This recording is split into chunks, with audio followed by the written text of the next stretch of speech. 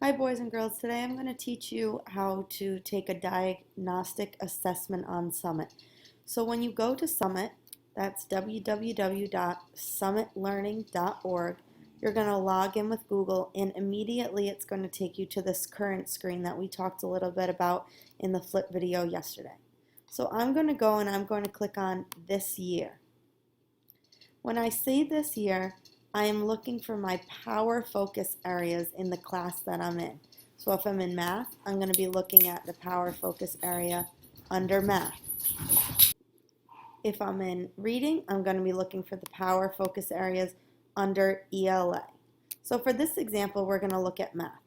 The first power focus area is this one right here, which is place value. I'm going to go ahead and click on that power focus area, and I'm going to read my description and I'm going to read my key terms. Now before I start working in here, and what I mean by working in here is looking at these resources that I will talk to you a little bit about on a different flip video, I'm going to start by taking the diagnostic assessment. So I'm going to go ahead and I'm going to click this button right here. When you click that button right there, it will automatically pop up what looks to be like a quiz. The quiz is something that you are going to do completely by yourself and it's not graded. The purpose of this quiz is just so that you and I can both know what you know about this topic. When the quiz finishes, the diagnostic, over here on the right hand side you're going to see results from it. So it's going to show you how many you got correct out of how many total questions. And then it's going to break it down even smaller.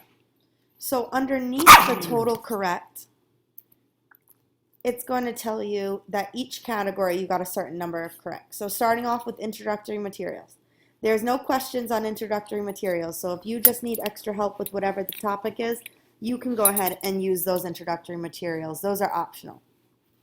It is going to show you a spot that says explain what each digit represents. And up here you're going to have a score of the number of questions you got correct out of how many questions were all about explaining what each digit represents. If you got a low score in there, then you want to spend a lot of time looking at these resources. Now you know that all of these resources have to do with this objective because it's underneath it. You'll notice that as soon as I see this check for understanding, there's another one underneath it. You can choose which one you want to do. So if you really like to use IXL, you can go ahead and you can go to IXL, find 5th grade, and do A1 and A2, showing you're working your notebook.